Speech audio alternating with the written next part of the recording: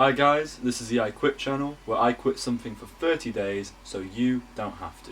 This month, I'm going to be quitting gluten. Without further ado, let's go. And in fact, before I start, I better just say what I'm going to do is review every single day. If anything interesting pops up, like hey, let's say day 5, I've got sweats, I'm dying for gluten, that's all I'm dreaming about, I'll mention it. So when you quit it, if you decide to quit it, you'll know what's coming. And at the end of all that, I'll give a review, how hard it is, how easy, and what the benefits of it were. We've got 30 days with no pizza, pasta, wheat of any kind.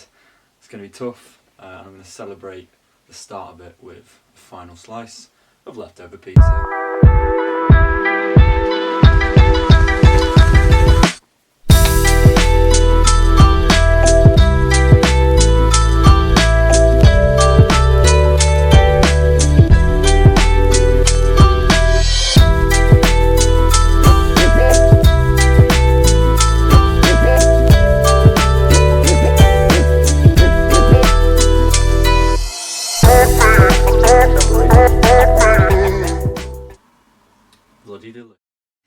So I've actually got a date coming today. So instead of the usual pasta dish I make, I'm going to do a Thai red curry. So it's not a huge bump, but I'd say that's the first notable obstacle in quitting gluten. Other than that, it's been 5 minutes to have a pizza. Hi guys, it's day 3 of no gluten. So the first positive I've noticed is I have loads of energy. I had energy at work, in the morning. Usually when I eat food, I feel really bloated, I feel really tired. That's all gone away.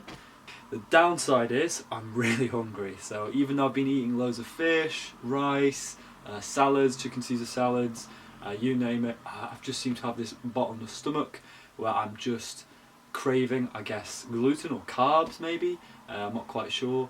But yeah. Alright guys, this is my gluten-free breakfast. We've got fruit, egg and nuts. Absolutely delicious. Not. Okay guys, I'm on day 5. I was still feeling really energetic, really good. In other news, I've been drinking about a pint of milk a day. I don't know what it is. I don't know why I'm craving milk. I've never craved milk before in my life. But I've got like a pint of whole milk pretty much by my desk every single day since quitting gluten-free. I think since day 2, which is pretty crazy. I don't know what that's about. I should also say I usually get quite bad brain fog, so especially at university, before I'm going into a seminar, before I've got to speak publicly, I try and avoid food for quite a while. That's kind of what emptied me to try gluten-free, because I thought it might be something to do with that. But usually my head just gets really foggy, I feel really like dopey and rubbish, and since like day 2 of quitting gluten, that's gone. Yeah, I work at a school, and today we have pizza. What a life.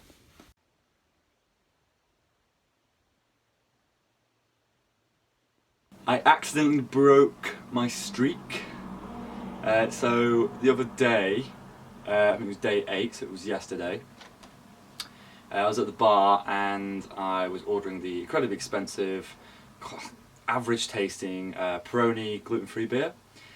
And it was quite a busy night, and I ended up drinking the entire stock. So there are 12 beers in total. And I came to the counter, I was like, oh, can I have another beer please? And they said, like, mate, you've drank them all. So unfortunately, in my drunken haste, I just wanted beer. I said, you know what, get me a normal one then. So I apologise guys, I broke the streak. Doesn't seem to have made too much of a difference. Still very addicted to milk for some weird reason. Again, don't know if that's related. The hunger's starting to go. So I'm like the initial 5 days, maybe even 6 days, I was fucking starving. That seems to have kind of reduced. So it was like day 7, 8 and 9.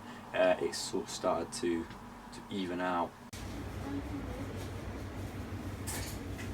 Yeah.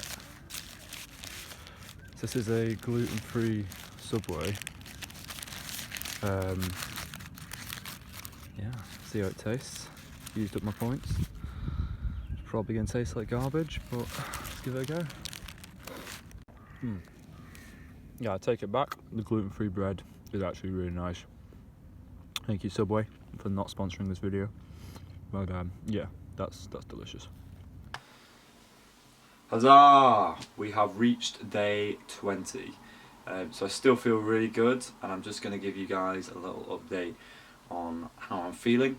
So first things first, I am no longer craving milk. I'm not having a pint of milk a day. That kind of ended and started to veer off even after like day 5 or 6. I'm no longer feeling hungry all the time, which is really, really good. I still feel really kind of energetic to how I usually feel, and I also feel sharper and less anxious, just a lot happier. So I do feel a lot better overall, and I kind of only realised I felt better because I remember having to kind of write down how I felt in the first few days. Like, oh, I had to think about it. Do I feel better? Do I feel worse? And now that I think back, I actually feel a lot better, a lot more energetic, a lot less anxious, and overall a lot healthier. A lot of it's probably due to the fact that I'm just eating better as well, because I'm not having like pizzas and loads of pasta all the time and all that kind of stuff. Hi guys, so I'm on day 29. I'm almost done with my marathon of a month. Yeah, it's going pretty well. I've kind of adjusted now, so I'm used to getting gluten-free beers. I'm used to sort of getting gluten-free takeaways and eating gluten-free foods, especially cooking at home. My anxiety's gone down. My physical health seems to have improved.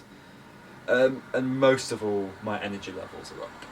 One more day to go, and I will be treating myself with some pizza. I'll see you tomorrow.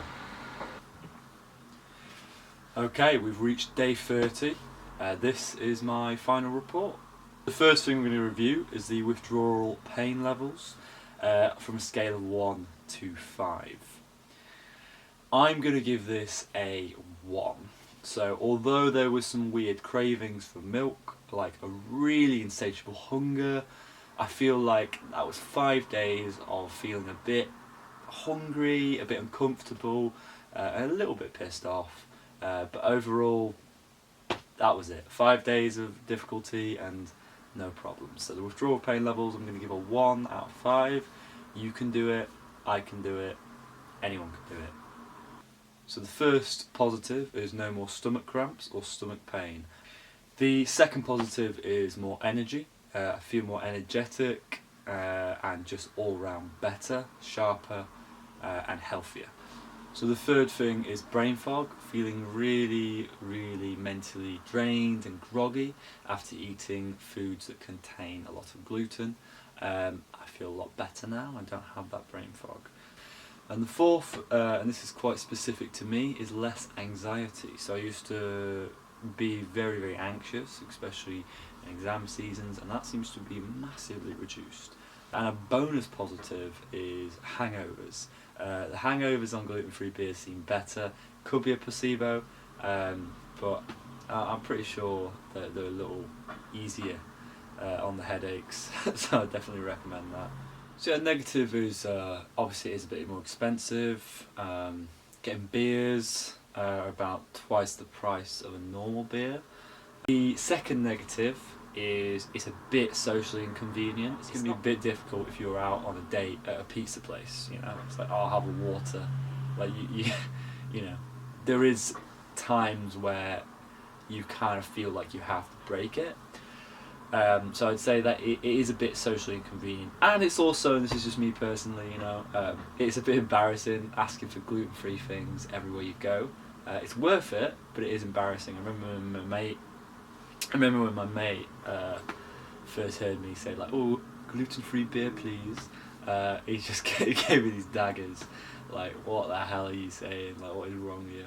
And as long as you can push past that, like slight embarrassment, it's 100% worth it, and I definitely recommend it. So, to the final review, do I recommend it? Yes, I recommend it. Yes, I do. I'm going to stick with this diet, bar a few special occasions. But yeah, on the whole, I'm going to try and stick to a gluten-free diet for the rest of my life. And maybe every year I'll have some pasta or a pizza to treat myself.